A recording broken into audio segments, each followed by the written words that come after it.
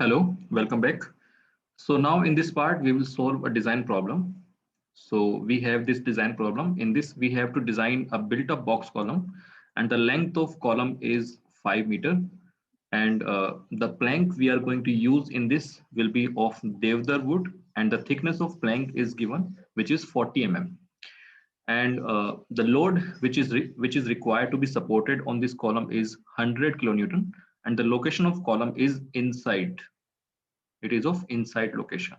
So that is the data given to us. Now we have to design this built up box column, and it is not mentioned whether it is a solid core box column or a hollow core box column. So we will assume that it is a hollow core box column. So we know this is the dimension of the box column for the hollow case, and one plank is this one. So basically there are total 4 planks which we will be using for making this box column, and we will arrange this such that the box cross section is of square. So here we need to find out what is the value of D1. D1 is the side of outer square, and D2 is the side of inner square.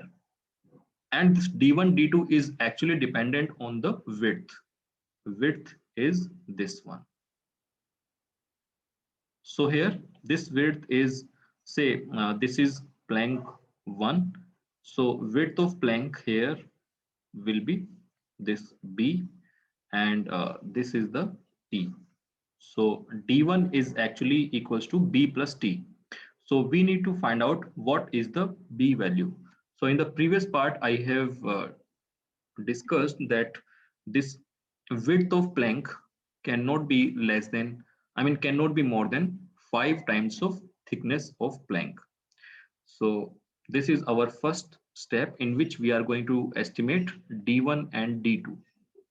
And as I said, that thickness of plank in the question, it is given already, which is 40 mm, and maximum width of plank, which is this one.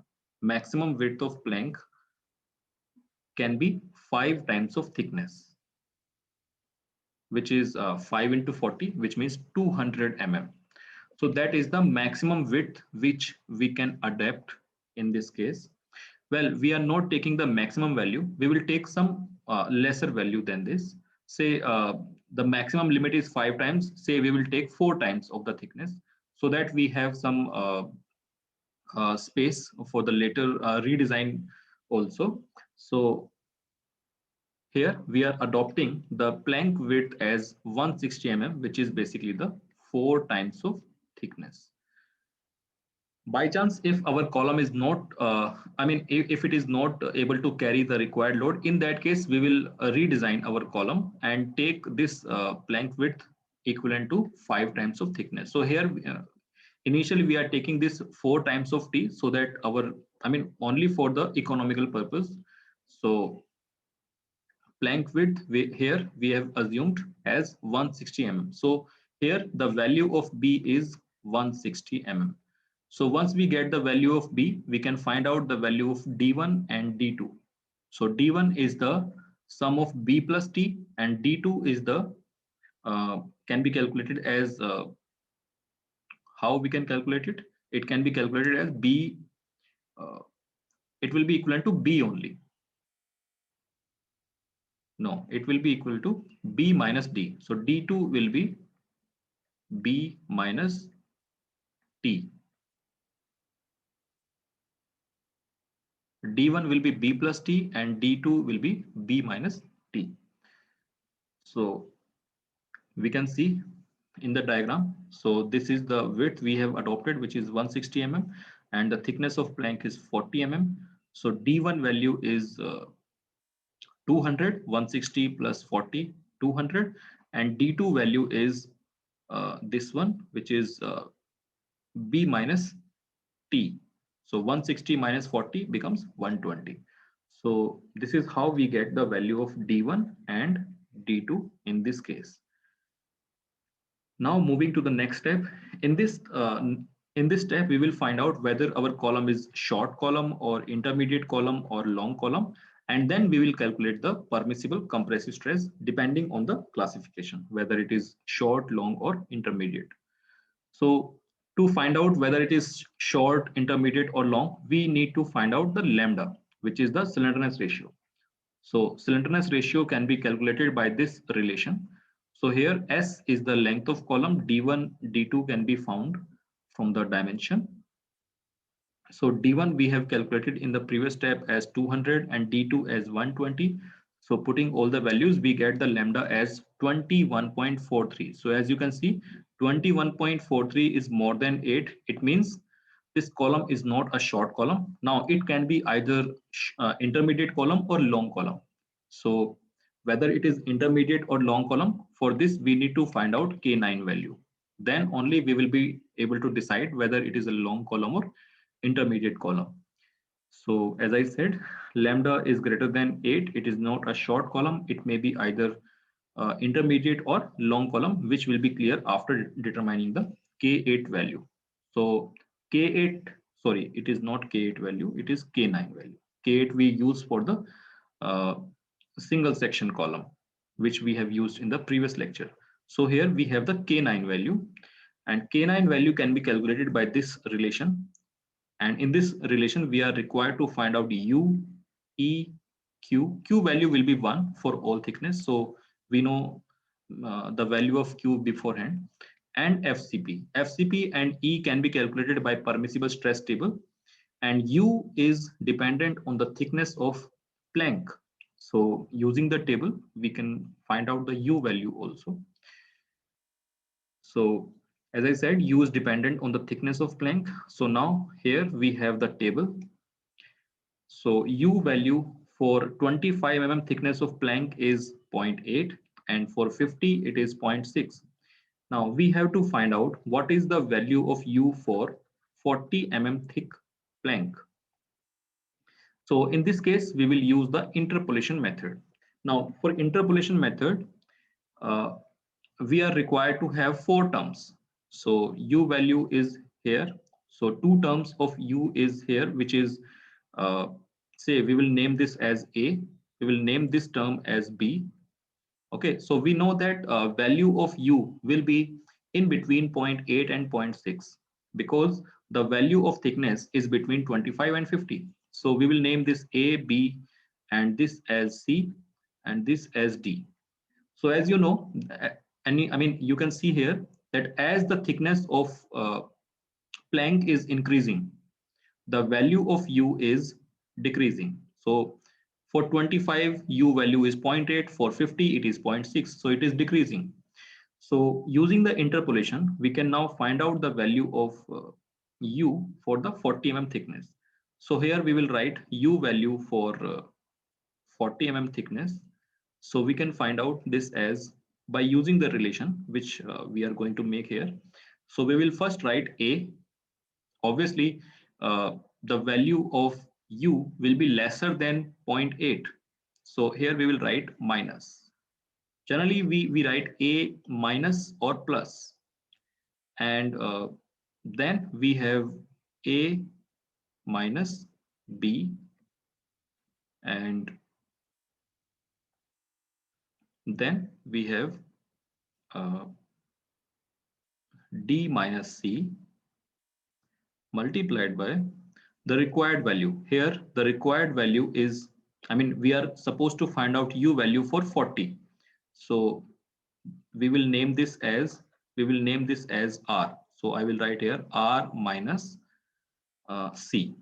So this is how we can formulate the value for the interpolation. So here, A plus or minus, when we are going to use plus, when we are going to use minus, that is dependent on the fact whether this right hand side value, which is the U value, whether it is decreasing or increasing. So in our case, as you can see on the left hand side, as the value is increasing, on the right hand side it is decreasing. So therefore we will use minus.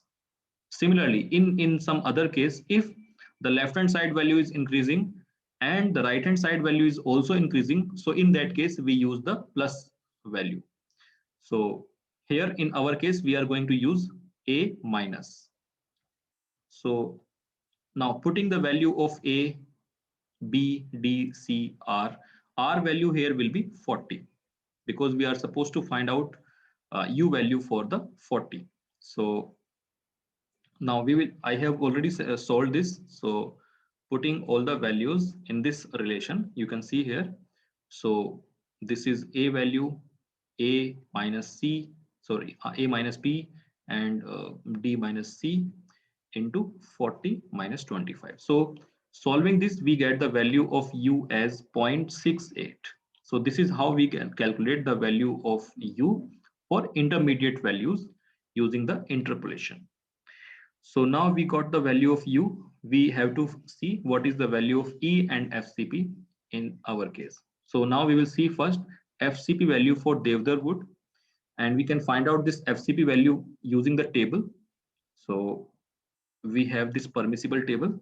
So we are using Devdar wood and the location is inside, and we are supposed to find out FCP value. So you can see here, this is the FCP and it is given in the MPa, which is Newton per mm square.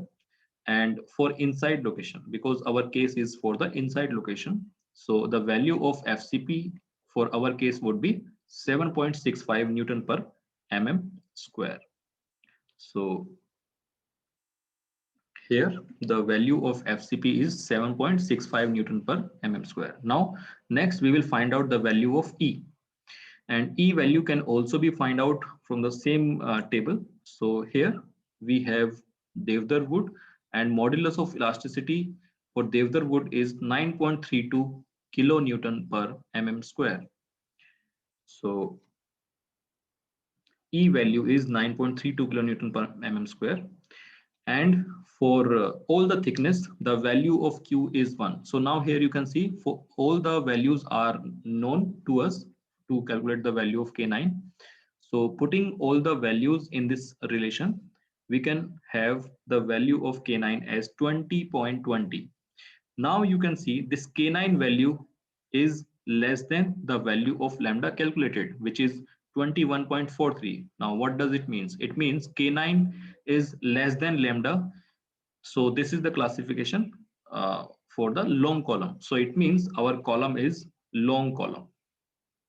So as the lambda is greater than K9, it is a long column. Now for long column, we are required to find out the permissible compressive stress, which is the FC value. And FC has a relation which is 0.329 into U into E upon lambda square.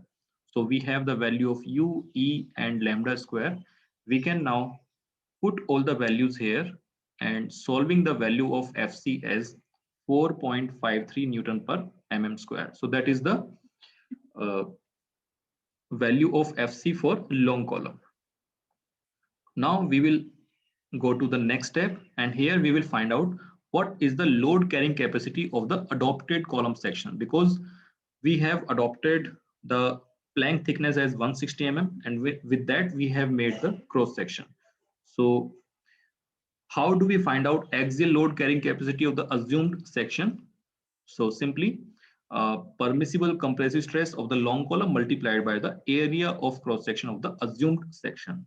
So here you can see here the area of cross section. So as you can see inside it is hollow. So